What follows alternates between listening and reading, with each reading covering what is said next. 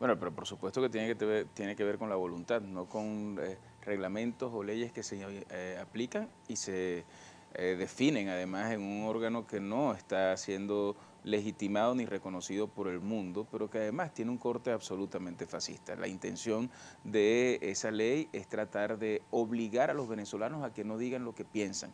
No es una ley contra el odio, es una ley contra cualquier persona que pueda pensar distinto.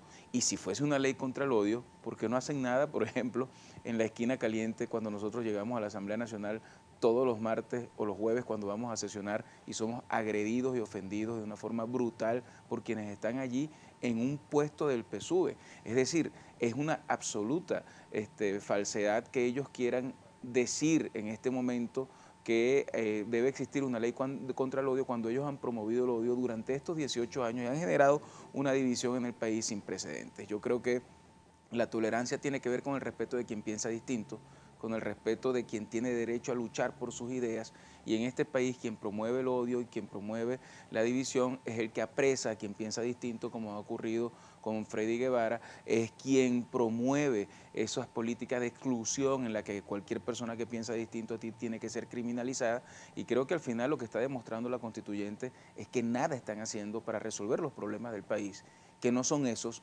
sino que son el hambre, por ejemplo, que tienen los venezolanos en este momento, la falta de alimentos, que el dinero no alcance en los bolsillos de los venezolanos, que tú no puedas conseguir una medicina en ninguna parte, que la gente esté muriendo por no tener la atención médica debida, que los niños se acuesten sin poder comer, que haya gente que tenga que comer de la basura. Sobre eso la constituyente no dice absolutamente nada, y eso ratifica que este es un órgano más bien al estilo cubano, que lo que intenta es darle una suerte de camisa de fuerza a todos los venezolanos para tratar de obligarnos a vivir en un estado de cosas que nosotros no queremos vivir. ¿Qué precedente genera esta decisión del Tribunal Supremo de Justicia y de la Asamblea Nacional Constituyente también de allanarle la inmunidad al diputado Freddy Guevara, tomando en cuenta además que la sensación de la gente es que a pesar que la Asamblea Nacional decretó como nulo todo este acto, no tiene ninguna relevancia en la vida política del país? En la vida política del país porque estamos secuestrados. Estamos secuestrados por instituciones que hacen lo que Miraflores quiere que ellos hagan.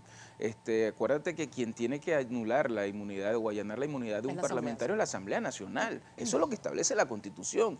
La Constitución no establece que existe una Asamblea Constituyente que pueda hacerlo. Es que no existe ningún tipo de autoridad para que ellos lo hagan. Y es la demostración de cómo en Venezuela las instituciones se han ido pervirtiendo a un nivel tal que están para defender a quienes están en el poder y no para defender al pueblo venezolano. Normalmente las instituciones están para hacer un contrapeso a quien está en el Poder Ejecutivo y para que no haya abusos contra el pueblo venezolano y las instituciones defiendan al que menos poder tiene, que es al ciudadano. Lo que está ocurriendo es todo lo contrario. Utilizan las instituciones para perseguir a quien piensa distinto y para perseguir a quien defiende que en Venezuela pueda haber un cambio democrático, que es al final lo que nosotros estamos luchando.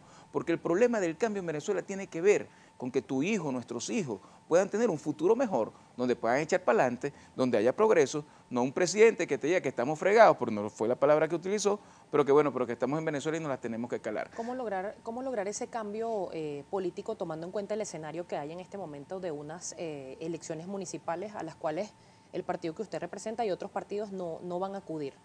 Sí, mira, ahí yo creo que es importante decir que en Venezuela tenemos que rescatar la institucionalidad y tenemos que rescatar el significado y el valor del voto. El voto como mecanismo de protesta, el voto como mecanismo para lograr cambio, el voto como mecanismo para que la gente se pueda expresar.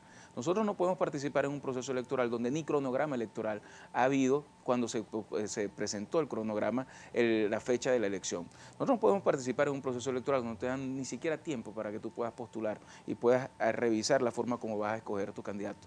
Nosotros no podemos participar en un proceso en el cual las irregularidades que vimos en la elección regional se repiten. ¿Por qué estaríamos engañando a la gente al decirle que vamos a defender su voto cuando vimos claramente que hubo un mega fraude en el proceso electoral regional?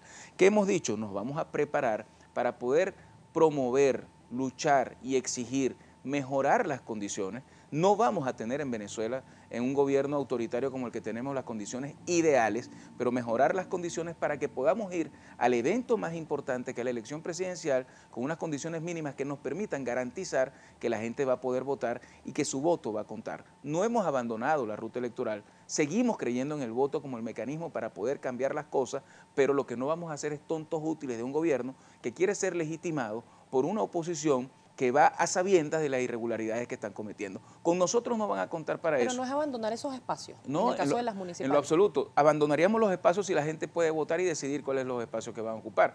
Pero si al final la gente vota y el resultado es otro, pues sencillamente no estás abandonando espacios, lo que estás es luchando para que existan condiciones adecuadas en el momento en el cual tenemos una gran cita, que es lograr una presidencial donde la gente pueda votar. Y el gobierno sabe que si la gente vota como quiere votar y sin la coacción, sin la presión, sin el voto múltiple, utilizando la tinta indeleble, revisando los cuadernos electorales, saben que pierden el proceso electoral, saben que lo pierden de calle. ¿Por qué no se dan una caminada por cualquier barrio de Caracas o por cualquier barrio de Venezuela sin los escoltas para ver qué es lo que la gente piensa de lo que está pasando? Sin que lo vayas a amenazar con que lo vas a meter preso, sin que le tengas un policía atrás para que la gente no pueda decir lo que piensa, sin que le digas que no le vas a dar la caja CLAP, para que veas lo que la gente en Venezuela está pensando sobre el estado de cosas que estamos viviendo. Entonces, nosotros tenemos que hablarle con franqueza a los venezolanos y por eso hemos dicho, no participamos en este proceso electoral y nos preparamos para el gran evento electoral que es el evento presidencial. Tenemos que hacer una pausa y al regreso quiero que conversemos sobre cuál sería esa estrategia para lograr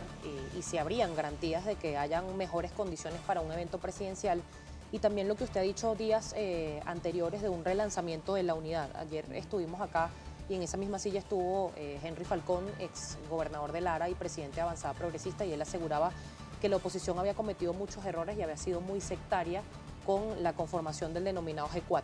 ¿Qué opina usted de eso? Me lo contesta al regreso. Conversamos con Tomás Guanipa cuando regresemos, secretario general de Primero Justicia. Si tiene comentarios, @primerapágina. Ya ven.